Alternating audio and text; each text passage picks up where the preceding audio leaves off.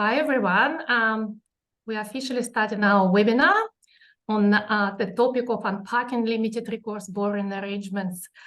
We have a lot to discuss today, and so have to wait until the end if you want to ask any questions. And in the end, we answer all the questions, me and Michael. All right, the disclaimer today, the information which we provide you with today is a general information only, because we didn't consider your personal circumstances, objectives, and needs. So it's not advice, it's just a general information. For the advice, you have to engage the financial advisor.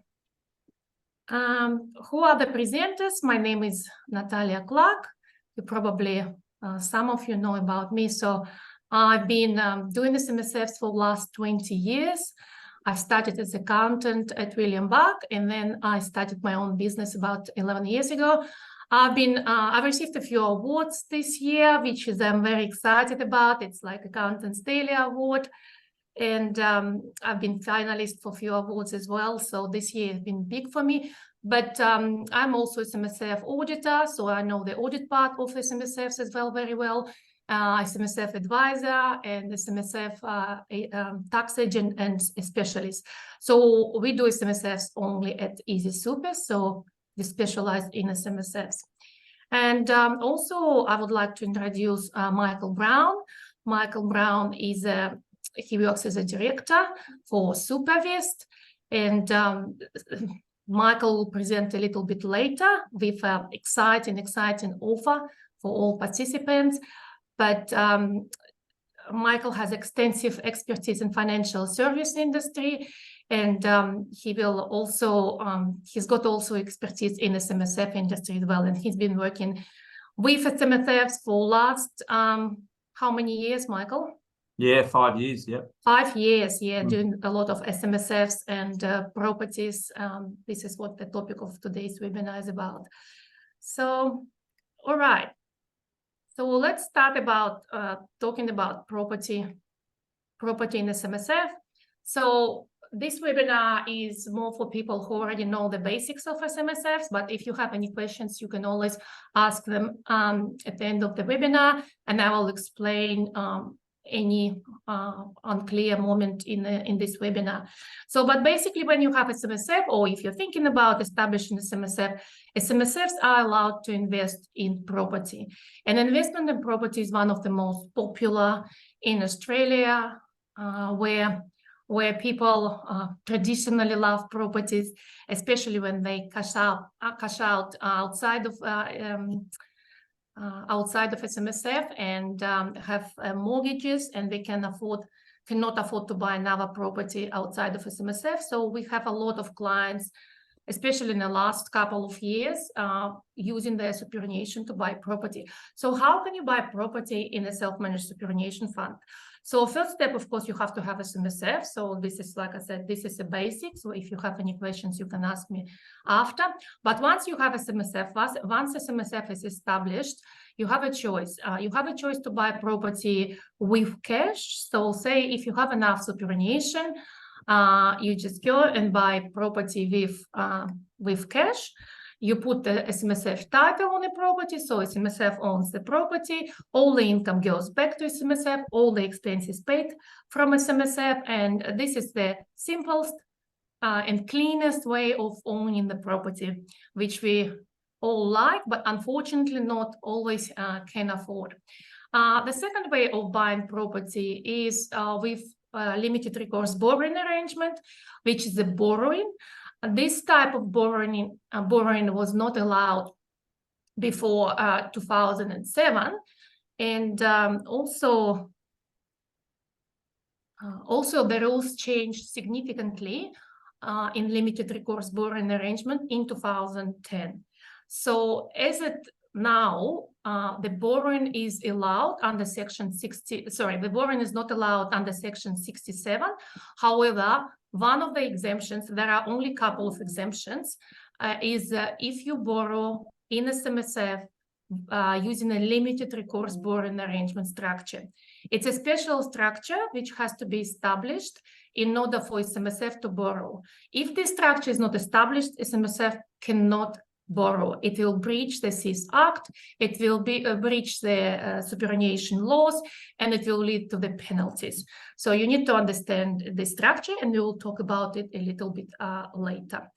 So with the borrowing, when you think about borrowing, okay, you can borrow from the bank, of course, it's one of the most common and obvious borrowing, but also where is a possible borrowing with related parties. So you can borrow from, borrow from related parties, such as a related company or related unit trust. Say if you have money outside of super fund, if you have company private money, if you can have money in a family trust, there is a borrowing possible as well. Again, we will discuss it a little bit later. You can borrow with unrelated parties. This is where you can buy property and say there's a tenants in common, and you can borrow via unit trust. Borrowing via unit trust is a little bit more complicated because this particular unit trust that has to meet certain conditions of CIS Act as well. But today it's not a subject of our webinar. So when you consider in limited recourse borrowing arrangement, you have to make sure about two things. First is that your governing rules, which is a SMSF trust deed, allows you to borrow, allows SMSF to borrow. So it's very important if SMSF has old deed, say if SMSF was established before 2010, the old deed probably would not allow to borrow because, like I mentioned before, in the past, the borrowing was not allowed in SMSF at all. So you have to check your trust deed and make sure the borrowing is allowed. And the second is investment strategy. Investment strategy is one of the most important documents for SMSF. And in investment strategy, you have to consider the borrowing, you have to consider the risks of borrowing, of course. You have to consider the liquidity, you have to consider of diversification, because usually when you borrow and buy one bulky asset in SMSF, the diversification will be lost. I mean, it's a common sense, a common case. However, if you have more funds available, of course, diversification is something which ATO is encouraging. However, it's not a compulsory to diversify, but you have to explain in an investment strategy why you're not diversifying. Why, for example, your SMSF invests in one asset, and this asset represents 95% or 97% of your superannuation fund. So all this should be checked by your SMSF advisor or your SMSF accountant, but you have to be aware about it as well. So the next, we are going to talk about, of course, pros and cons buying property with borrowing in SMSF. Of course, when we talk about borrowing, we all know that by borrowing, you're leveraging banks' money. So you are increasing your buying power to buy potentially growing asset, and you will be enjoying the capital gain on this particular asset using banks' money. Also, it increases your borrowing capacity, like I mentioned before. For example, even if you are not able to afford to buy property with cash, like I mentioned, it's the simplest way. Say if your SMSF only has 200,000, it's very hard to find property in Australia which you can afford to buy an SMSF. However, 200,000 will give you the good, with LVR of 80 up to 80%, it will give you opportunity to buy a good quality property around like $500,000, $600,000. So it will become more achievable for SMSF when there is opportunity to borrow. So also, of course, we all know that wealth accumulation very often includes borrowing. A lot of wealthy people made money not with own capital, but the borrowed capital as well. So this is the very well-known strategy to accumulate wealth, to borrow and to buy the well-grown assets to grow your wealth. And potentially, of course, if you choose the property correctly, you'll enjoy the above average return, which is average return, what is it, like 5%? Now even probably less than 5%. But right choice of the property will give you opportunity to enjoy better outcome for your retirement. Again, we're talking about retirement because SMSF, the sole purpose of superannuation is provide the benefits for you in your retirement, not to enjoy it now. All right, so the cons, of course, of limited recourse borrowing arrangement, because like I mentioned before, it's only type of borrowing allowed in SMSFs. It's expensive to set up. There are establishment fees involved, usually high interest rates, because banks considered to be limited recourse borrowing arrangement considered to be more risky, because limited recourse means that the bank, the borrowing party, the borrower, can only go after this particular property. So if you fail your repayments, if you are not able to pay your monthly fees, the bank can go after only this particular property. The banks cannot go after any other assets, or they cannot go after any other assets outside or inside SMSF. So, which is why it's high interest rates, because it's considered to be riskier. Often lack of diversification. This is what I mentioned before. ATO is paying attention to the borrowing, where people buy the property and it's a bulky asset and it's only asset what they have in SMSF, basically what makes it 95-97% of all SMSF assets.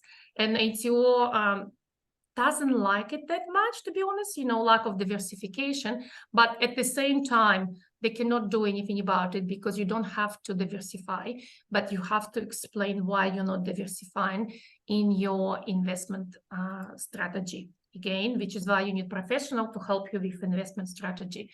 Cash flow needs, obviously liquidity. When you buy a property in SMSF, you have to understand that all the income will go back to SMSF, but all the expenses have to be paid by SMSF as well.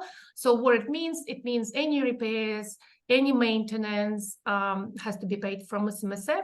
And if you have 300 grand in SMSF and you buy a property, say you're borrowing and buying property, and your deposit is 295, 5,000 might not be enough to pay outgoing fees, expenses, accounting fees. And like I said, if something happens to the property, you need to make sure you have this cash flow.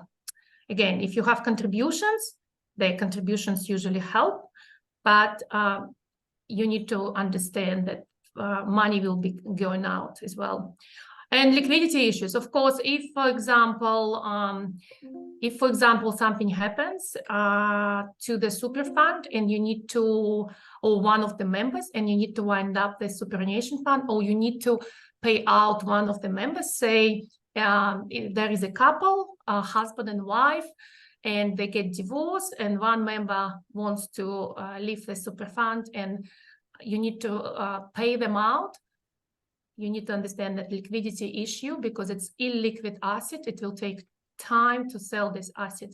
So again, you have to have this plan B in case if something goes wrong and you need to sell this asset.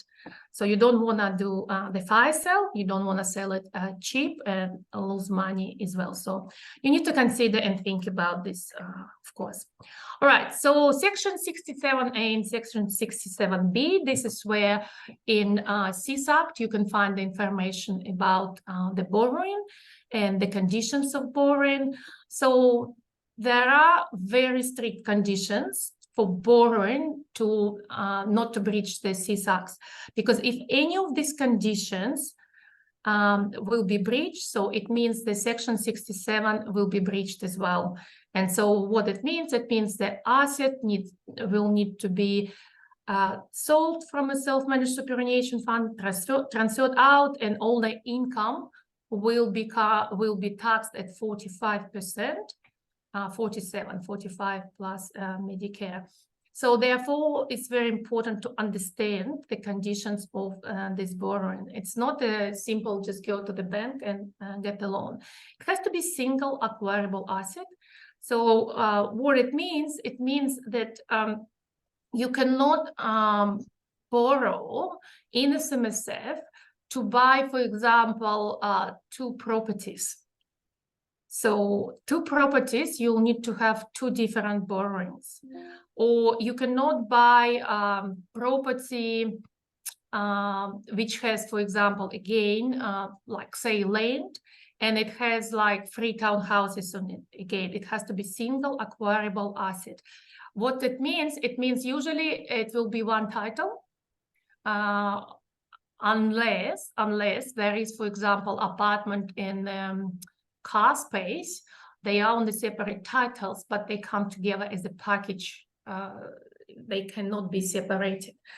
So basically understanding the single acquirable assets is a very important point when you're thinking about what type of property you want to buy.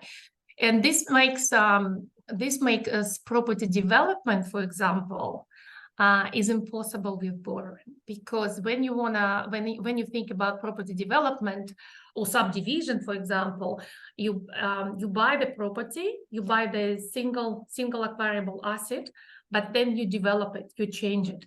And this is the other rules, which is the property which you buy, it has to be like what you can do with the property, which we consider in the next slide. You have to know what you can do and you cannot do in the property. So basically, asset has to be held under the trust. So the trust is a special trust is established for limited recourse borrowing arrangement, and the trust which is established, it's called the LRBA trust. It's a new trust, and this trust is established for every time you buy a property in SMSF. So it's established for particular property because there is a title which goes in the LRBA trust, and there is address which goes in the LRBA trust. So again, and you cannot buy under the LRBA trust arrangement, you cannot buy 2 properties. So every property has to have its own limited recourse borrowing arrangement. Borrowing trust has to meet obviously CIS requirements. SMSF trustee has to be beneficiary of the LRBA trust. So the interest of the property is they belong to the SMSF. However, the owner of the property when you buy under limited recourse borrowing arrangement is a LRBA trustee. So how it works, the LRBA trustee just holds the property, gets a title, owns the title until the loan is repaid. Once the loan is repaid, this is when super fund can transfer the ownership to itself, or it could be left. So, but again, we'll discuss it later. All right, it's limited recourse. So the recourse is limited to this particular property. Like I said, the bank cannot go after any other property under your own name, or any other assets under your own name, or any other assets in the SMSF.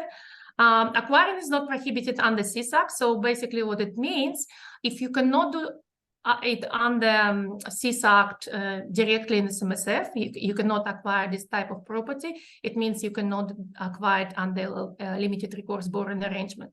For example, you cannot acquire residential property from the member. So SMSF cannot acquire residential property from a member, and it's exactly the same rules when you borrow. So SMSF cannot buy the property from the member and borrow unless the property, residential property, unless the property business real property. But business real property is a different story. SMSF can buy property from member if it's a business real property. And the same with borrowing. SMSF can buy property, real business property from a member with the borrowing. So basically the rules stay the same. It doesn't matter if you're borrowing or not borrowing, or if you're acquiring it without borrowing with cash. So only new or replacement asset is allowed. So what it means, for example, if you already have property in a SMSF and you cannot establish a limited recourse borrowing arrangement. So if you already own the property, you cannot, in SMSF, you cannot do it. It has to be a new property which you are buying. The sale contract signed by custodian. So obviously, when you find a property which you want to buy in SMSF, this is where bare trust is established, because it's established for particular property, and custodian has to sign the contract, because the property owner will be bare trust until the loan is repaid. Deposit has to come from SMSF bank account. So obviously, because SMSF is paying, SMSF will be responsible for all the repayments. All the repayments will go from SMSF, will be paid from SMSF bank account. All the income from this property, say rent, will go back to SMSF bank account, because the custodian will not have ABN or TFN. The custodian is pure.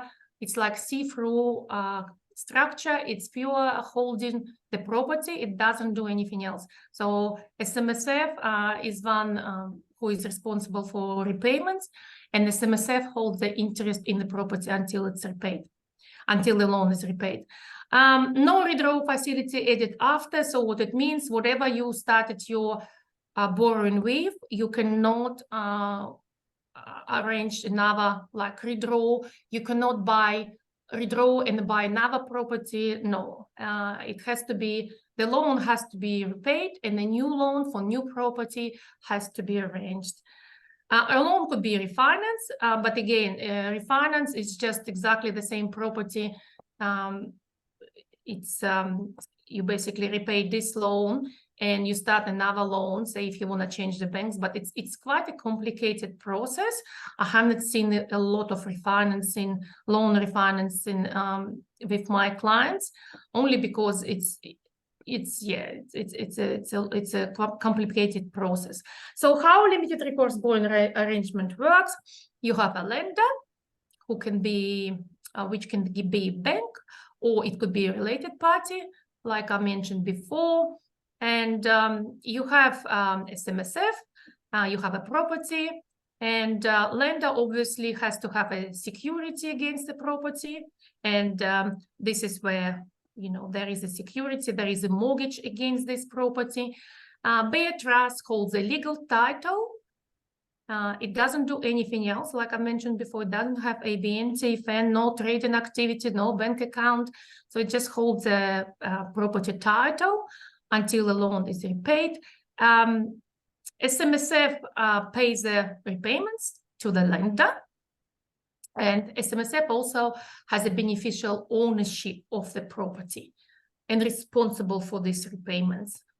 And rent goes back to the SMSF. Like I said, SMSF has a bank account, pays the bills, receives the income. Bare trust just sitting there, holding the property, enjoying themselves. So basically, borrowing from, like I mentioned before, you can borrow from the bank, or you can borrow from related party. Borrowing from related party has to be at arm's length.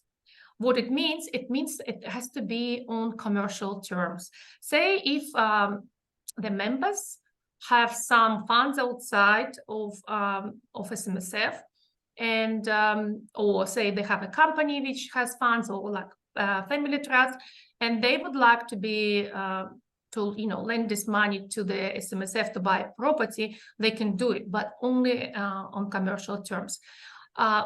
For SMSF to satisfy the commercial terms, the easiest way is to follow so-called safe harbor terms.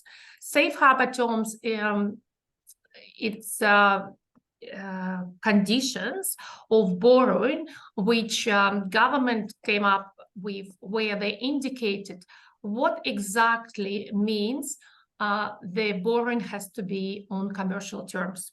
The commercial terms for the government is interest rate, RBA indicating rate. For example, and it changes every year. For example, it's based on obviously on RBA rate and inflation, and it's published on ATO portal. So like this year, it's like 8.3%. So For SMSF to borrow from the related party has to follow these rules. If SMSF doesn't follow these rules, safe harbor terms, then it's very hard to prove that it's on commercial terms. Then, for example, you'll have to prove that if you don't charge this interest, which is 8.3%, of why you're charging less or why you're charging more. So you have to prove that there is another lender who offered SMSF for exactly the same property, the conditions of the different conditions. And yeah, so the proving part, prove it to the auditor, is the hard part, because of that, the easiest way is just follow safe harbor terms. So interest rate, whatever ATO tells you every year, terms of loan maximum 15 years, LVR maximum 70%. And if you follow these rules, then this arrangement considered to be on commercial terms. Also, of course, monthly repayments, principal and interest, exactly like how it would be if SMSF was borrowing from the bank. So what you can do with property under limited recourse borrowing arrangements is it's limited. You cannot do once a property is in SMSF and you use the borrowing, you cannot do whatever you want. Like I mentioned before, you cannot do development. You cannot do a subdivision. Why? Because you breach these conditions of the CIS Act. So you can borrow to pay borrowing and transactional costs, so you can capitalize them. That's fine. So stamp duty,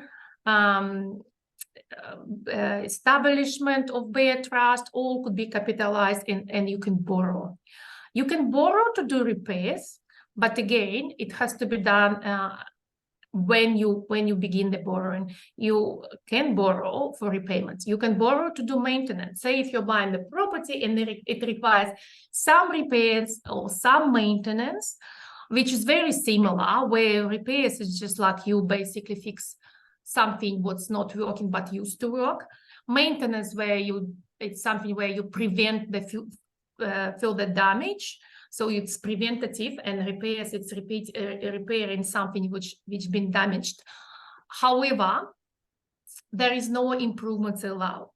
So you can repair the broken parts, or whatever's broken in the house, but you cannot improve with the borrowing money. So some improvements are allowed, however, with SMSF own money. So what it means if you have the funds in SMSF and you want to do some improvements, you can do it. But again, there are with this ruling, there are a lot of examples. And if you're thinking of doing something with the property, you better ask for advice from your accountant or SMSF advisor, like I mentioned before. However, definitely there is no improvements allowed to change the property fundamentally. So like I said, therefore, you can't do subdivisions, you can't do developments, because obviously it's a changing of nature of the property until the loan is repaid. Once the loan is repaid, you can do whatever you want, or if you buy property with the cash as well, you can do whatever you want with your own money. All right, so examples of the possible improvements, which is, I've taken it from ATO ruling, bathroom renovation. So you can do the bathroom renovation if SMSF has funds in the bank account. They can do bathroom renovation. They can do kitchen renovation. They can do converting, carport to garage. You can build even a pool, which is very interesting because for me it would be changing the nature of the property, but ATO thinks it's just an improvement. So you can do these things. Again, there are many examples in the ruling. So if you want to do something, you just have to ask for advice.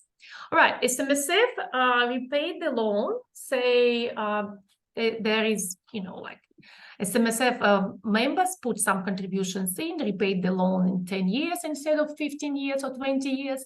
What's next? Obviously, you can discharge the loan. You can wind up limited recourse borrowing arrangement structure completely because you don't need it anymore. And you can transfer the property to the SMSF trustee. In terms of the transfer, if limited recourse borrowing arrangement was done correctly in the first place, there is no stamp duty consequences. So it's just the changing of, it doesn't change the beneficial owner. Beneficial owner was SMSF and it stays SMSF. Therefore, there should be no stamp duty payable. However, again, it just depends if SMSF if limited recourse borrowing establishment was done correctly in the first place. So, you can leave the property in a bare trust. So no one said that, I mean, ATO doesn't say that you have to transfer the property in SMSF. If you don't want to leave the property in a bare trust, the only thing you're paying extra, usually ASIC fees for the corporate trustee, which is whatever, $200-something per year, but you're not paying any fees for transfer itself, because when you do transfers, it's still some legal fees, say $1,000, $1,500 will be involved. So yeah, this is briefly about limited recourse borrowing arrangements. So, and how it works. I know you probably have a lot of questions which you might ask at the end of this webinar. But you can contact us on the website. You can book a SMSF discovery session, which is 15 minutes free. And you can ask me your questions, unless it's advice, financial advice, which I cannot provide you on the phone. But if it's any like technical question or any other question about SMSF properties, you can always book a session with me and ask me the questions. Also, we do have our YouTube channel where I put my videos. Usually try to put short videos so people not too bored, and on the different topics, which again, I usually, whatever my clients ask me, I basically put the video on that topic to answer these questions. We have obviously Instagram, LinkedIn, Facebook. Again, you can follow us on all the social medias and look for our updates. And we also have hold regular webinars on the different topics in the SMSFs. Sometimes the webinars is just like about the SMSF establishment, or and some webinars we have for more advanced, like today's more advanced webinar for people who already know what SMSF is and how it works. So just follow our page for all other webinars. And this is it from me. I probably will open up for the questions after Michael's presentation. So, because Michael might answer some of the questions you have. All right, Michael, it's, let me just make you present. I have to say. Thanks, Natalia. Oh, yeah, you can talk. Oh, hold on a second. Let me just...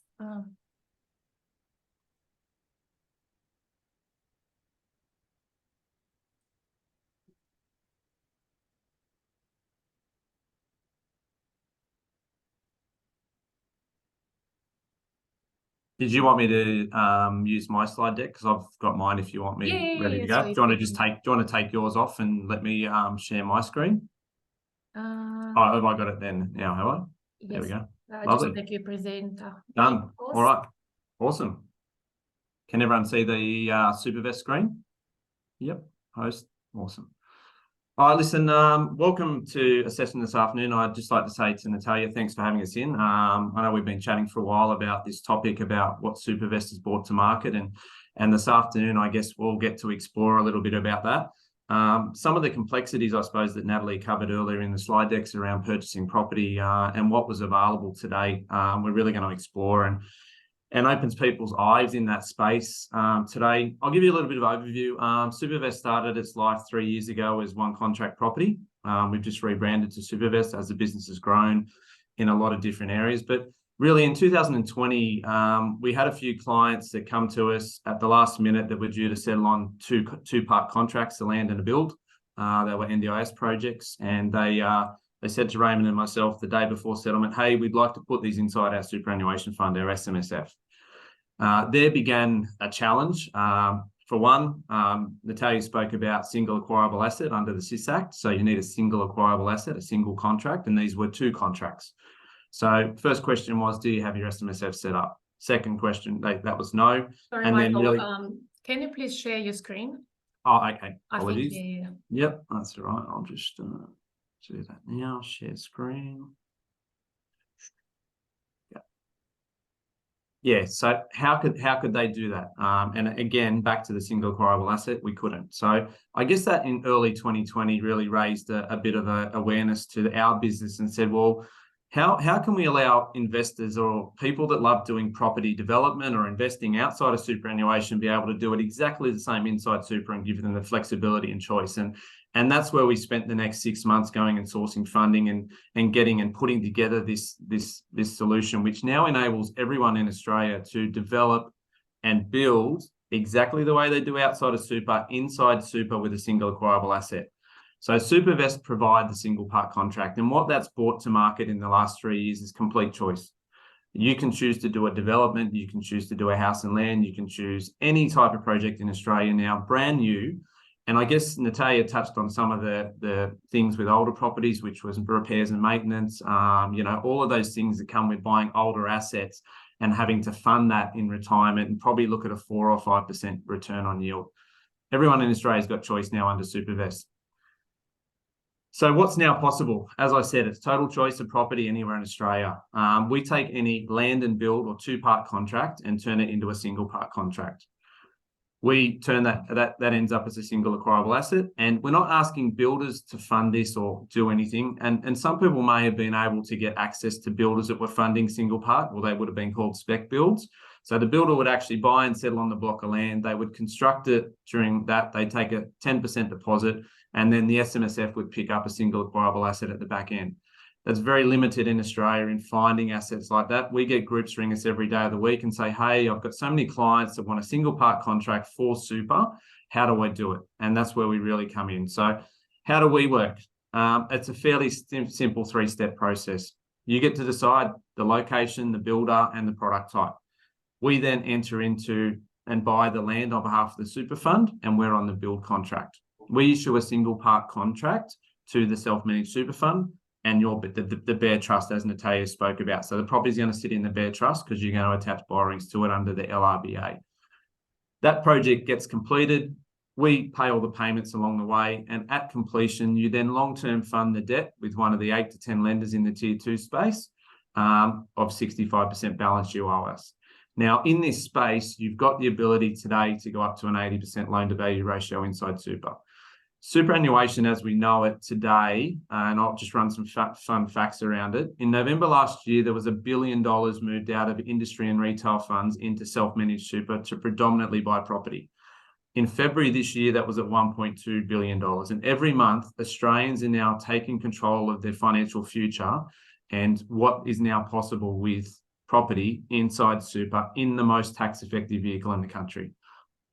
I won't touch on, I didn't really bring in a slide today, but if we look at a high yielding asset that's held in a personal name, a family trust structure, or an SMSF, over 26 years, on this example of an $890,000 purchase with $2,154 income per month, the tax personally would be $755,000.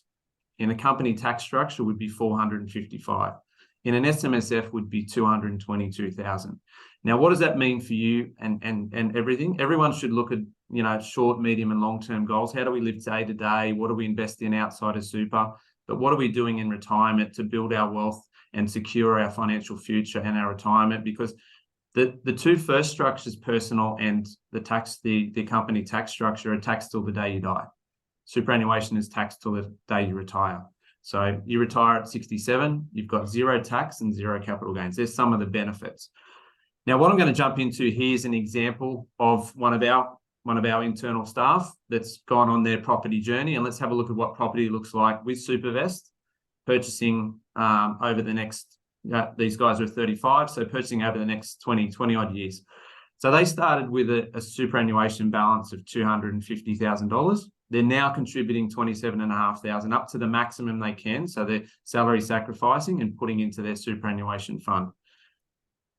Now, this is, if you were to go on moneysmart.gov.au website, this is what the government says that these particular couple will retire with at the age of 67. So they retire with $2.6 million under an industry and retail fund under estimates.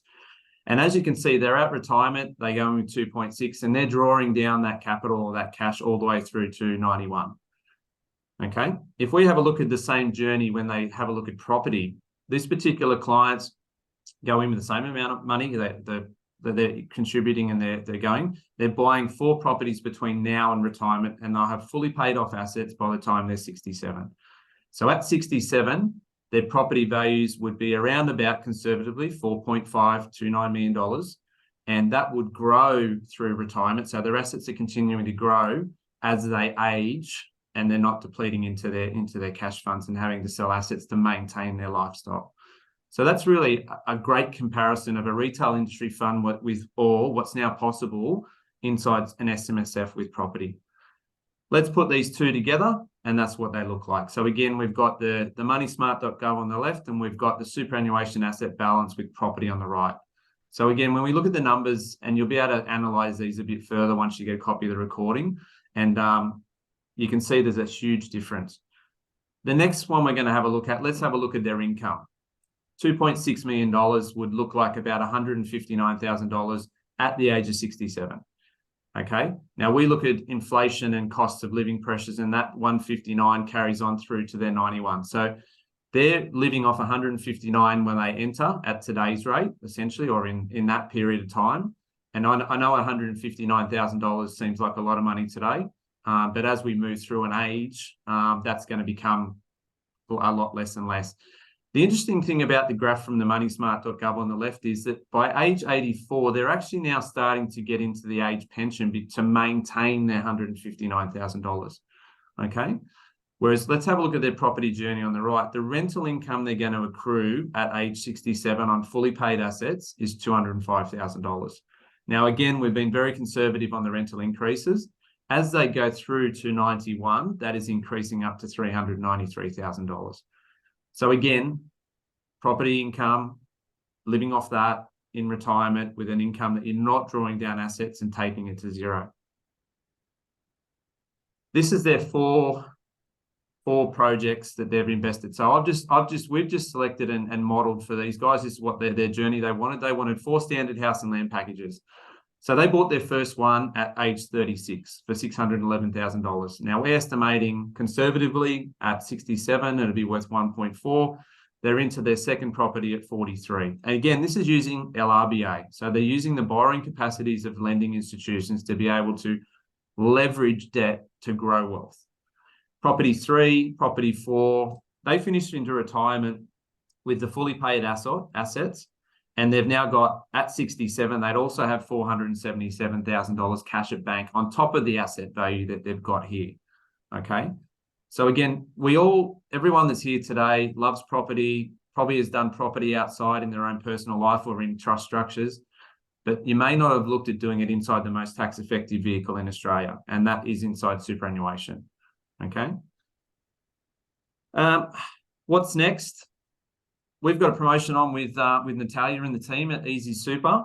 If you'd like to book a session with them or us, we're offering a free SMSF setup to the value of $6,600 on top of a property purchase through Supervest, and that's available for 14 days.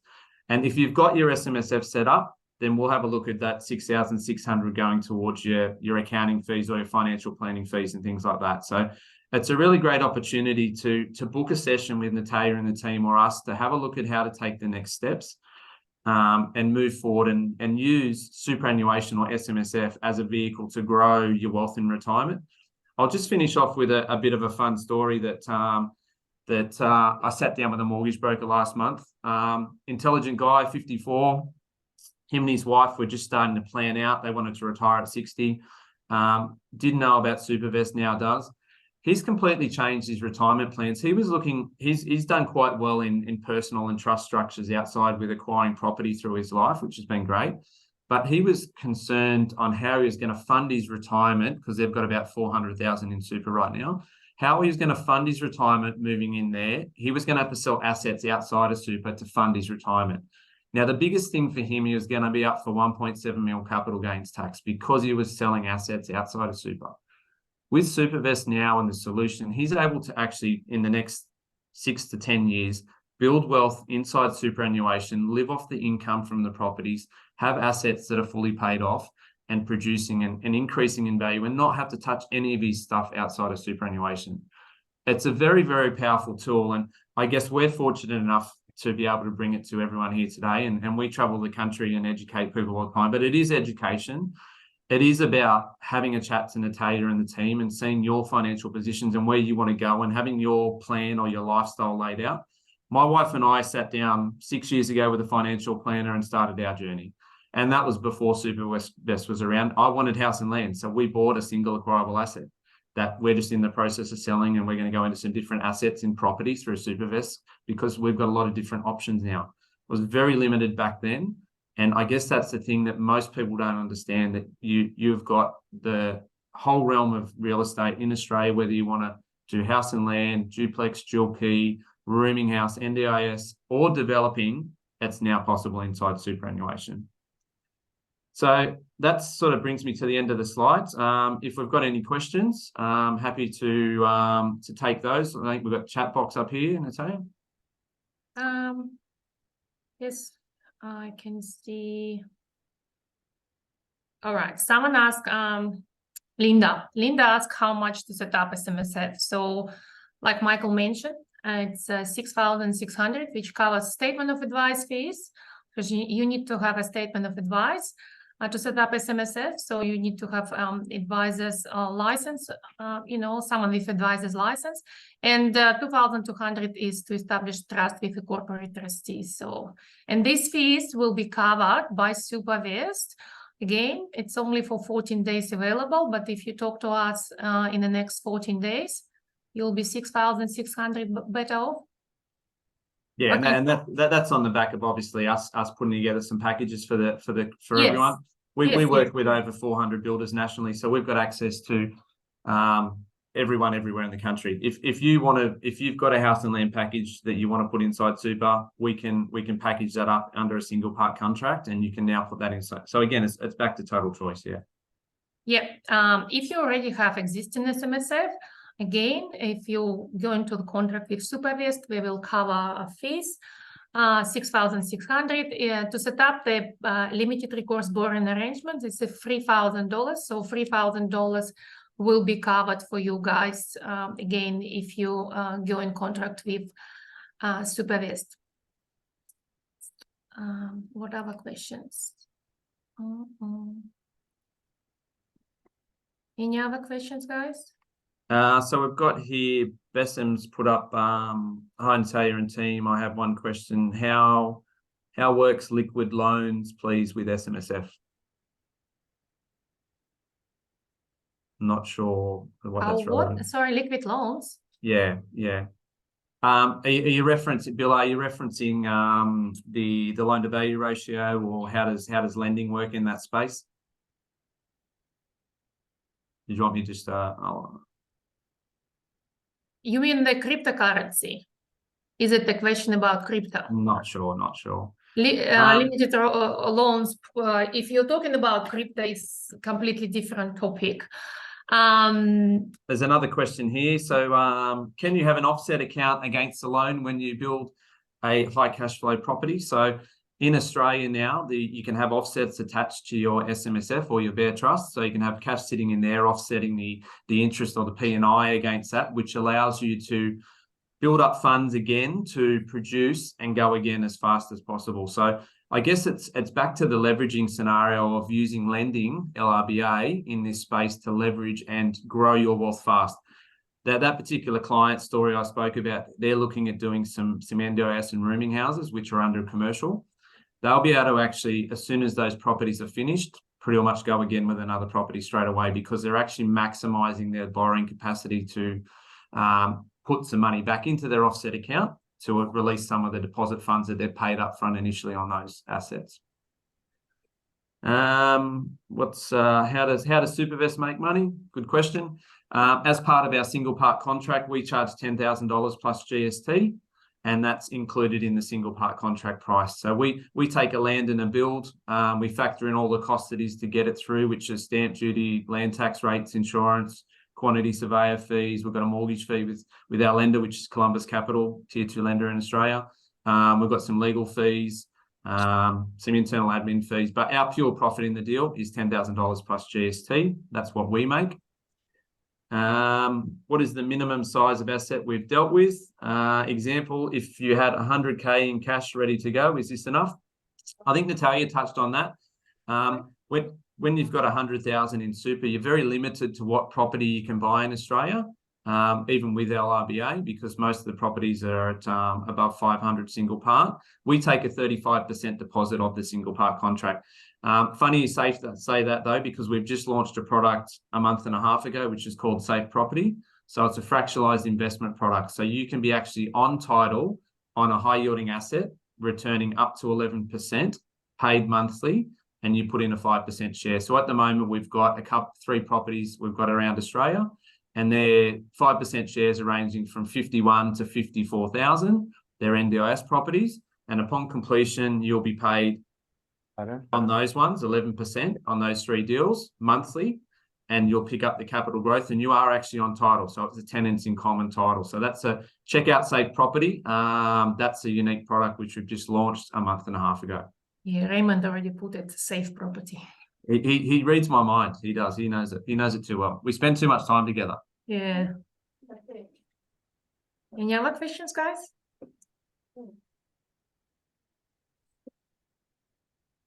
No? I guess if there is no other questions, we might wrap it up. But if you have any questions, you can always contact Supervest, Michael. You can contact Easy Super, myself. We've got our websites, and you can send us any questions.